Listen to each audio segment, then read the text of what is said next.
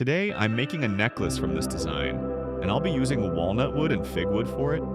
And with these, we're creating a brand new two-sided design you've never seen before. To start, I'm joining the two pieces of wood together. I'm using epoxy resin for this. My regular wood glue had already retired on me, so I had to bring out the big guns. To hold everything in place, I use a spring clamp, and then I have to wait several hours for the resin to cure. The next day, I remove the clamps, and after checking it, the pieces are glued together really well. I'm using a 20mm double flute straight bit for the roughing. This bit cuts not just from the bottom, but also along the edges, perfect for flattening and trimming wood. Installing it is dead simple. Slide it into the collet, tighten the collet nut, and it's ready. But the first step is picking up the workpiece from the other room and carrying it to the CNC, easily the longest trip of the whole project. Right now, the wood blank is thicker than my model. The design itself is 18mm deep, so each side needs to be carved down to exactly 9mm to match perfectly with the other half. It's actually easier at this stage to keep the CNC in place and move the wood blank under the tool. But I still have to be extra careful. Just like anytime you're using a tool, especially if it has a sharp edge. Here I'm only leveling the top and bottom of the blank, not worrying about the edges at all. There's a simple reason for that. The model will be carved in the center, so anything left around the edges is just extra material. All I need is for the top and bottom to be perfectly flat. Now that both sides are exactly the right size, it's time to fix the piece onto the CNC table. I'm using super glue for this. It holds the piece firmly in place, but I can still remove it easily when I'm done.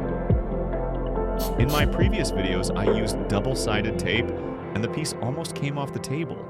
I had to jump in and hold it down with my hands. Not exactly my smoothest move, I'll admit. So this time, super glue is my go-to. Solid, safe, and easy to work with. The tool I'm using for carving is a tapered end mill with a tip diameter of 0.8mm.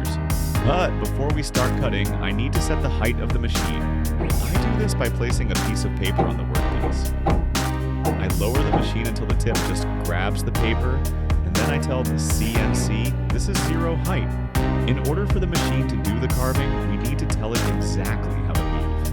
This is done using special codes that we load into its memory.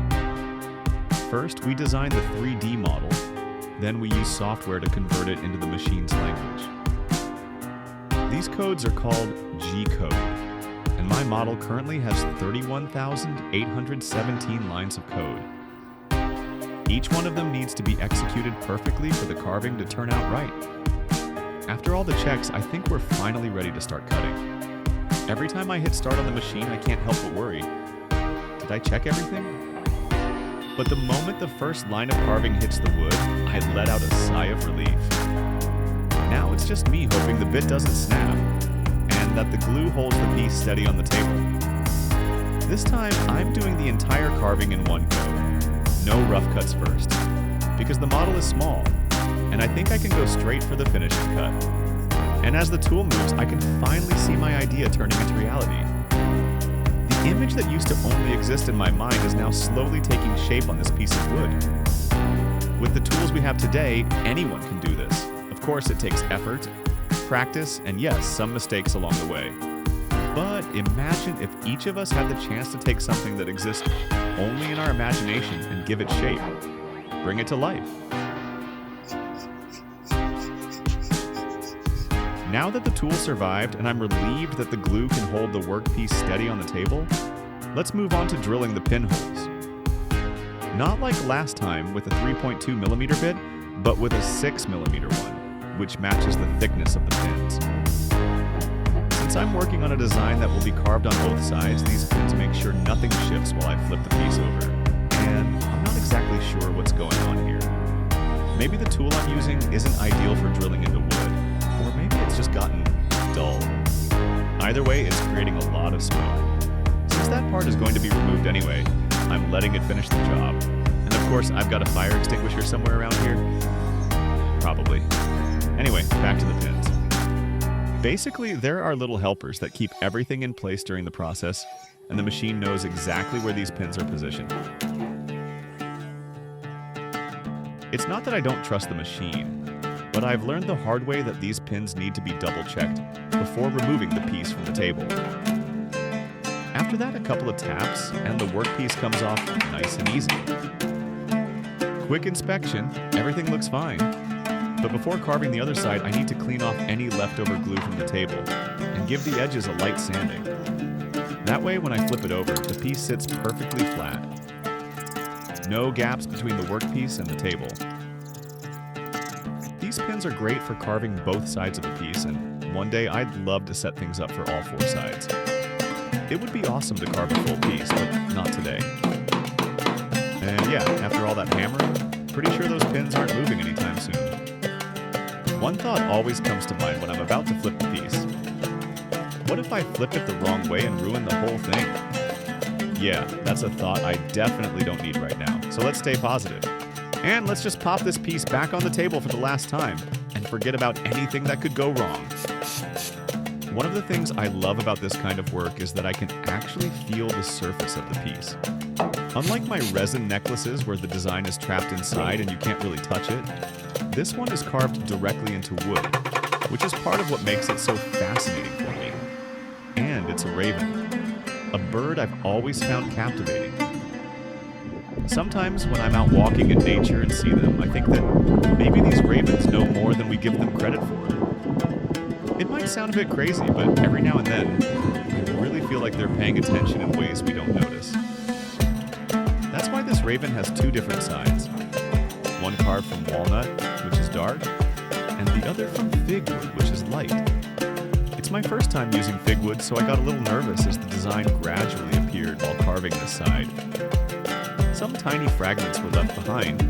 It didn't carve as cleanly as I hoped, and the texture of the wood felt very porous. Not exactly ideal for carving, but in the end, I think it turned out pretty well. But for the next necklace, I'll definitely need to use a lighter colored wood with a denser grain. Any suggestions? This tiny 1mm drill bit is for opening up my raven's nose, so it can breathe a little easier. A small detail, but one that really brings the piece to life. Taking the piece off the CNC table was easier than I expected. Usually I'm stuck scraping glue or worrying about chipping an edge. But this time it popped off clean, and that felt like a rare win for me. One corner did get carved a bit deeper, but what's left between the two sides is just this thin layer of wood. So thin that light actually shines right through it. Before I can lift the model off its wooden base, I need to cut the little bridges that hold it to the main piece. These bridges keep the model attached during carving, so I can work on both sides without any shifting. This time, I used a jeweler's saw. Unlike last time, when I struggled forever trying to do it with a cheap hacksaw blade. After that, removing the model was super easy, and a quick check showed that both sides lined up nicely. The only thing left was that thin layer, which I was able to peel off by hand without any trouble. And here we finally reach the most satisfying part of the process: filing and sanding. A little patience here shows its reward, and all the work up to this point comes together. For me, holding my raven necklace in hand for the first time was a really great feeling. Another small dream accomplished. There's another raven design I've been wanting to try, completely different from this one. And if you support me with a like or a simple comment, I'll have the chance to bring that design to life too. For the final finish, I used epoxy resin, and for a simple reason. Resin fills in the wood grain and adds strength, especially for the fig wood, which isn't very dense. The resin also left a shiny layer on the surface, but I preferred to gently remove it with a cotton swab, keeping that matte look that I find more appealing. What do you think? Are there any parts you would have done differently? And if you have any ideas for what I could do with this beautiful piece of walnut, please let me know in the comments. After the resin dried, I just gave it a light polish with a Scotch-Brite pad, and that was all it needed to really bring out the piece. And with that, I call it finished.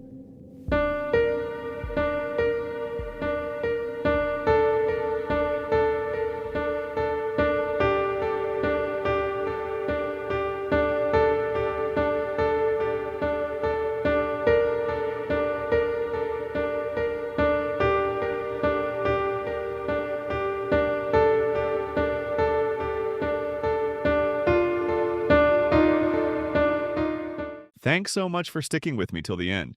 Don't forget to like and subscribe. You might also enjoy this one too.